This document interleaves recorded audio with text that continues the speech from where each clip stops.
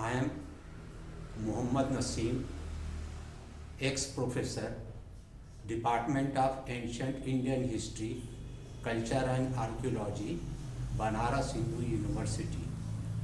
Today I am presenting about the content of the Charak Samhita.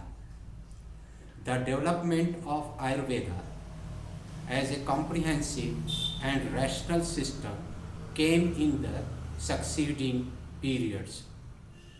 The knowledge of it is available in the written books, the oldest of which are Bhed, Charak and Shushruta Samhitas. Charak Samhita deals with the theoretical and practical knowledge of Ayurveda. It provides most of our present information of the Indian medical system.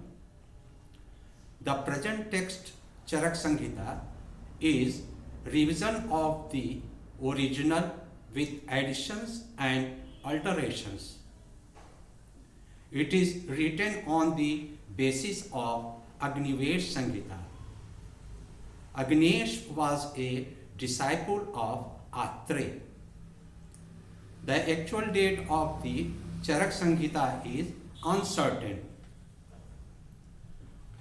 The Drudbal region of Charak Samhita may be dated to the 1st century AD.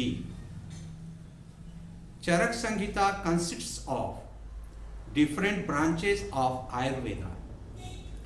It is an exhaustive work on the Kaya Chikitsa or therapeutic medicine.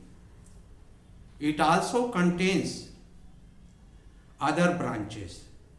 It mentions mainly anatomy, physiology, etiology and prognosis, pathology, treatment, objectives, influence of environment,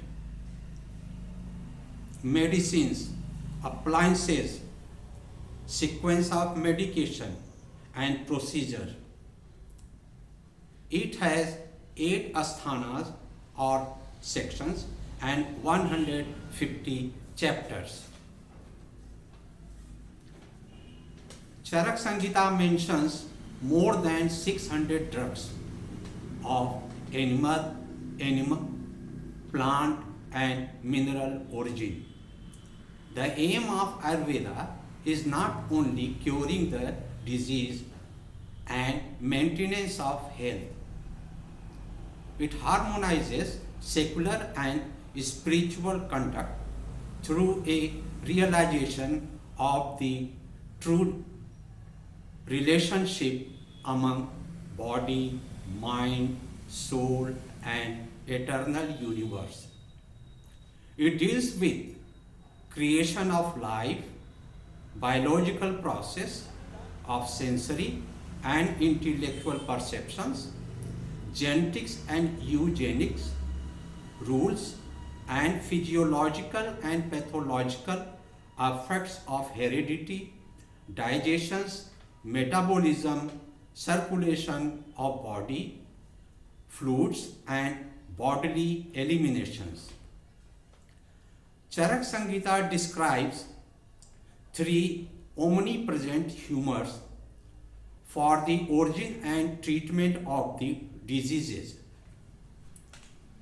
Rigorous training and a meticulous code of personal ethics and social conducts were recommended for the physicians. It mentions 8 branches of Ayurveda that is called Ashtanga. They are Kaya Chikitsa or therapeutics. It deals with identification, symptoms and treatment of diseases by the use of medicines internally and externally and diets in illness. Next, Shalya Tantra or surgical knowledge describes the surgical methods applied for treatment of diseases. Next, Shalakya Tantra discusses the treatment of diseases of the eyes, ears, nose, tongue, oral cavity and throat. Next, Bhut Vidya. It throws light on the mental diseases, symptoms and their treatment. Next, Kumar Bhrit. It may be identified with pediatrics. It describes the diseases of children and their treatment. Next, Agada Tantra.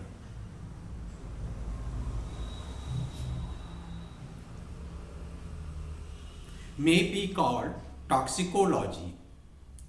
It throws light on the symptoms of poisons and their treatments.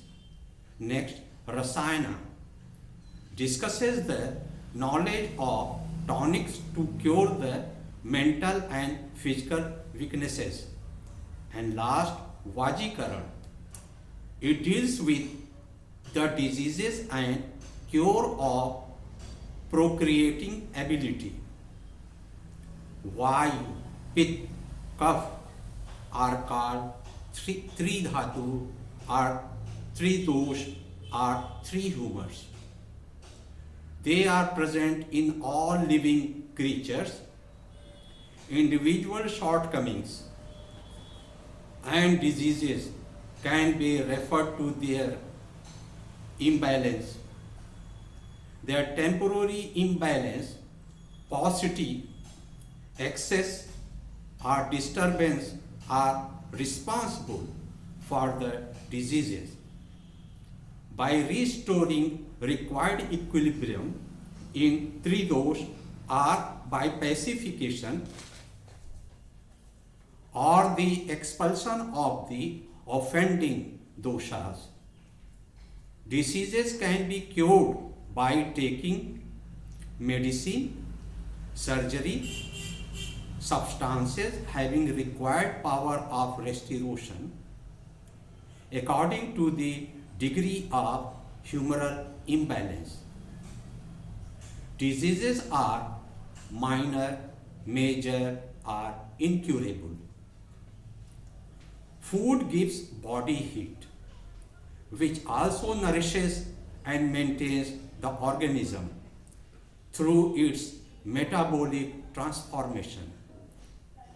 Ras is made from food, which is subsequently converted into blood, flesh, fat, bone marrow, and finally semen. Malas are formed from the food.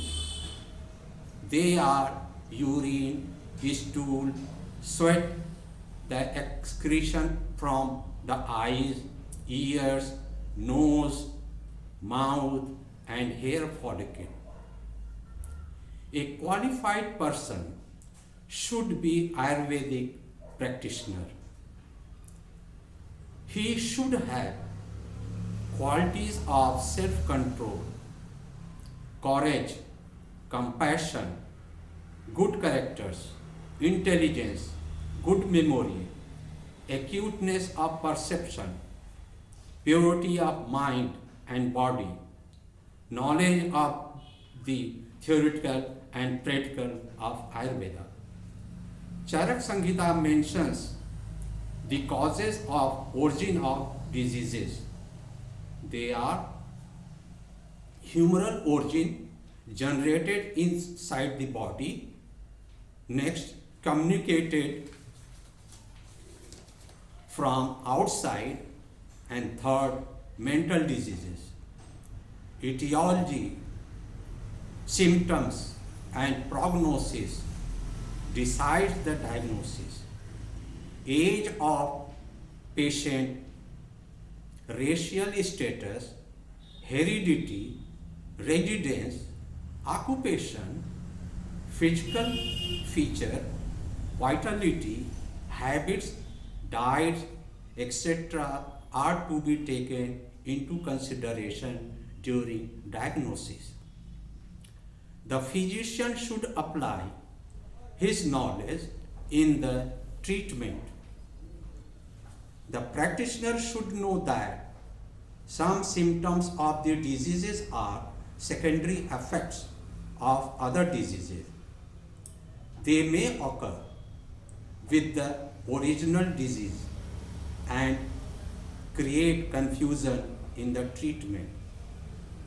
Hygiene is an integral part of Ayurveda. People should avoid to go to the dirty grounds, blowing off nose in public and creating nuisance. One should avoid to wear dirty dress, bad habits of eating, drinking alcohol and gambling. Eyes, nose, ear, throat, skin should be cleaned regularly.